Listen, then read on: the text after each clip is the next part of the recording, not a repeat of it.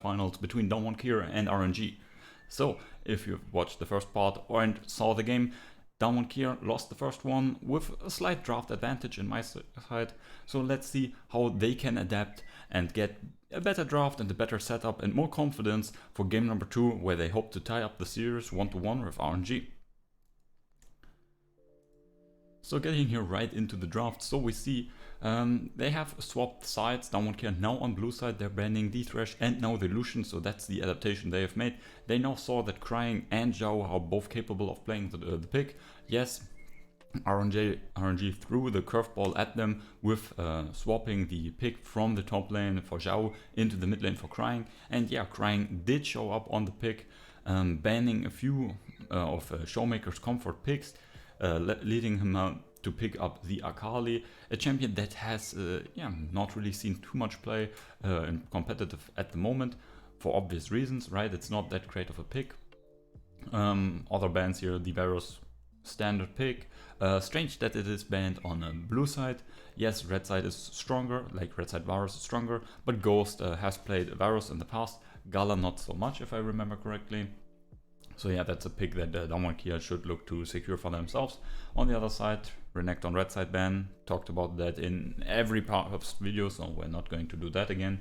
And then again, the target bans against Ghost and ShowMaker here. So yeah, this leaves open quite a lot of picks, the Lee Sin and all the AP junglers, as well as the Kai'Sa Tristana trade-offs and well, nearly all of the supports. So yeah, it's going to be interesting how the teams now pick what they perceive as the better champions in these different roles. So we see Downward here picking for Khan probably the Lee Sin. This is obviously more so a pick away from Zhao and Crying than a pick that Khan is really comfortable with. He has played it in the past and yeah, to a good extent. So that's not something to be worried of. Obviously, Koreans do play all different roles in solo queue, and so for Khan obviously playing Lee Sin is nothing too special. RNG here looking to pick their jungler, the Udyr, who they perceive as the stronger one, which is a bit strange. Wei has picked Morgana in the past over Udyr if possible, or in some situations at least. So yeah, maybe this is a big adaptation they have made to secure a tanky and like somewhat engaged champion in the jungle position, to secure stabler 2v2s and have a bit of an easier front to back, which yeah, what we saw in game number 1. Honestly, Downward they weren't playing really to their comp. They played, they drafted for skirmishing, and then they were like team fighting all the time, which like it is similar, but it's not the same thing. And in the team fights, especially like the ones in jungle corridors, where it's really front to back focused, and there's little way an Akali, for example, can go into the backline and threaten the double ADCs. Obviously, in these situations, the double AD carries, the Illusion and the Kai'Sa, will shred through the tanks of Downward even, and especially as they only had like 2 in comparison to the 3 tanks RNG had with the like off-tank Gragas. Even if he goes AP, he has a lot of HP, and with his W and Zonias, he has some resistances as well. So yeah, let's hope that Downward if they draft this skirmish heavy style, which is what they're here looking for again, that they're then skirmishing and playing early aggressively, and are not like sitting back a canyon, like waiting 5 minutes in the top side brush to like set up a gank for a full tank Sion. Yeah, that's highly questionable. So yeah, I'm really disappointed with Canyon's performance this one. Yes, ShowMaker had some slip-ups, but the matchup is super hard. And then after a certain extent where like he Crying got a double kill, it was pretty much over what the 1v1 was, especially considering that he had TP and not Ignite, which would maybe have offered him a bit more, but you can understand why they would take TP in a pro play game here. And yeah, we see here the Illusion coming in. So Illusion, that is a bit of an interesting choice.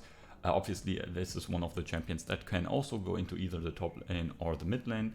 So it's similar to the Lee Sin. But Lee Sin versus the Jace, in most cases, that can be quite good for the Lee Sin, considering this is red side Jace. He is also a bit more vulnerable.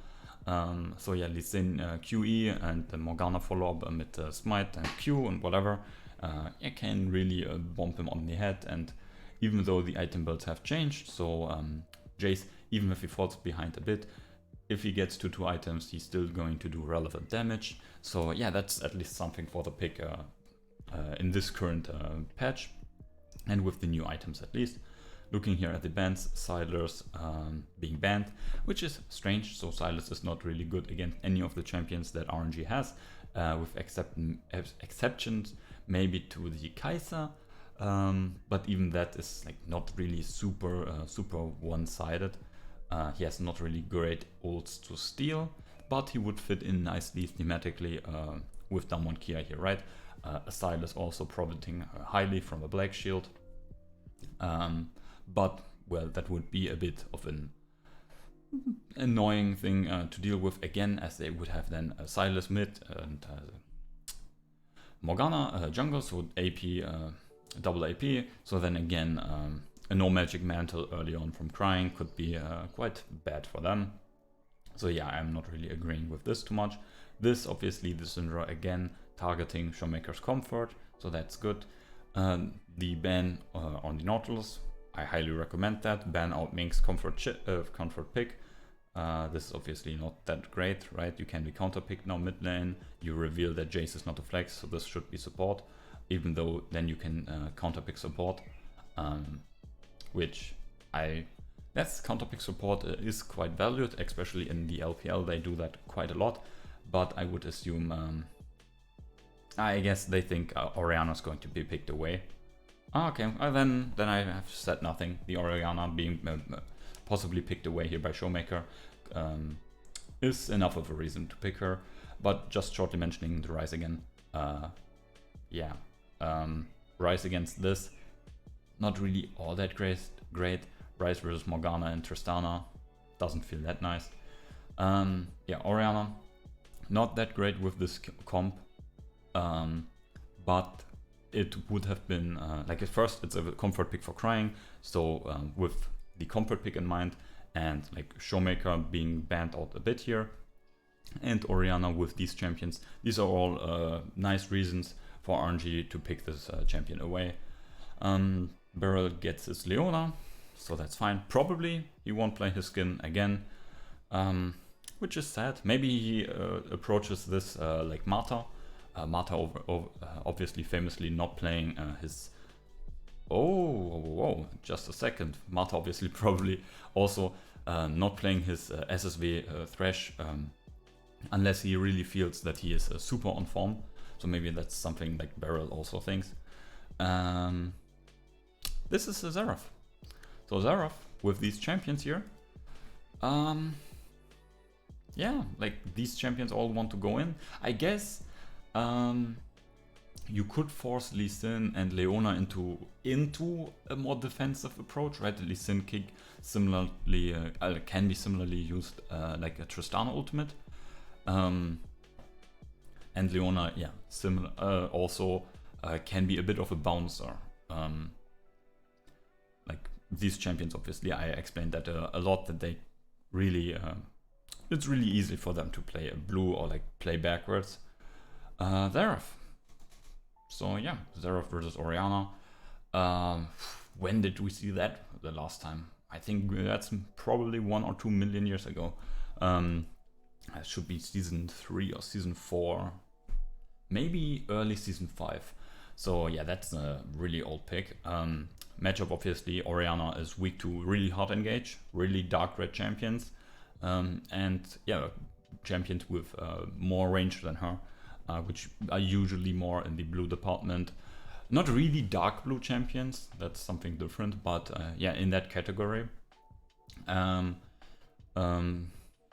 Jace having similar issues, but more so against really dark red champions, is where he's suffering more than being outranged, because the way he approaches range is a bit different than Orianna. So yeah, let's wait for the last pick here. Probably yeah, Rel or yeah, there's nothing really like Rel or Alistair. But I guess the follow up of Alistair with the Udyr is a bit more difficult, and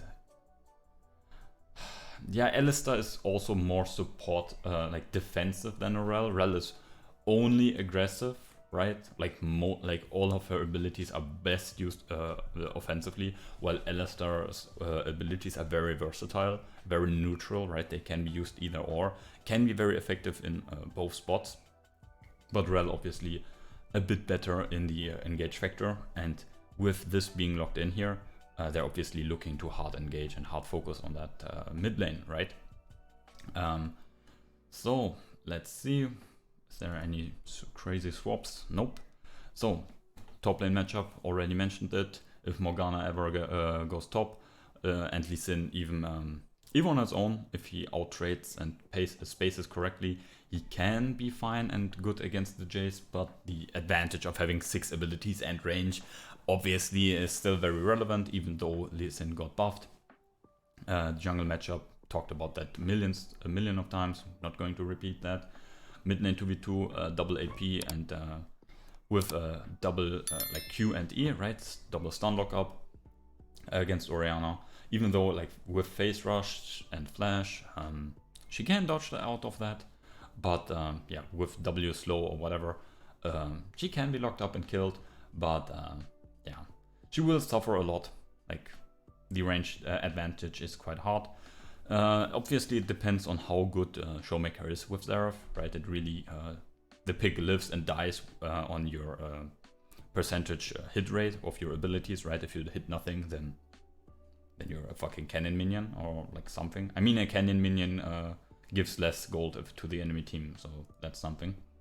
And bot lane matchup, yeah, Rel is the same approach like a Nautilus or like an Alistair. If she procs Aftershock, she's also super tanky. Procs Plasma, we see this matchup all the time.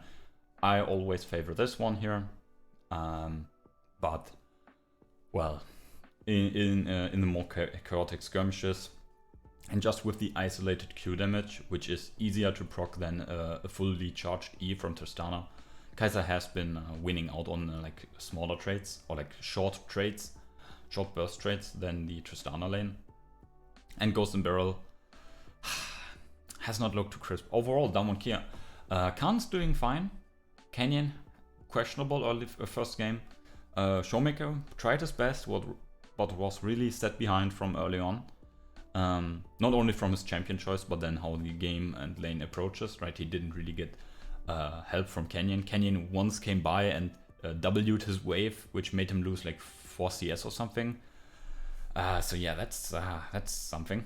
And then bot lane, Ghost and Barrel, they weren't really inting too much in laning phase, but they were pretty much left alone. Played the minion waves out a bit poorly, and then got punished on that because Wei was bot lane and Canyon was like chilling top lane in a bush, like maybe smoking something or whatever. But yeah, in this game here, it really depends like how Damwon Kia can make use of the Xerath. It's like very good Xeraths, right? They can completely dominate a game, and then he could shut down Orianna. But the RNG's comp is very straightforward, very much easier to play. In the skirmishes though, Damwon Kia again has the advantage, right? Factoring in that Xerath has poked them a bit before they really get into the thick of things. I don't know, man. Like if Damwon Kia is really like if Canyon again has an off game and is not really on the map at all. Yes, there was this one team fight where he did more damage than the 5-0 Lucian, but that is not enough to like completely win the game. And Damwon Kia's macro decisions also were a bit questionable. So I would give the ease of execution factor being valued here highly in a high stress situation like the finals. I would give the edge to RNG. I obviously hope that Damwon Kia can at least tie out the series, not only to make it a bit more exciting, but also because, yeah, a CK fanboy here. So let's move here to the other screen. And then I give it back to you. Watch the game, and then we're all going to see how this goes out. But we will see each other in at least one more draft after this. So yeah, till then, yeah, enjoy your drinks or whatever, your snacks,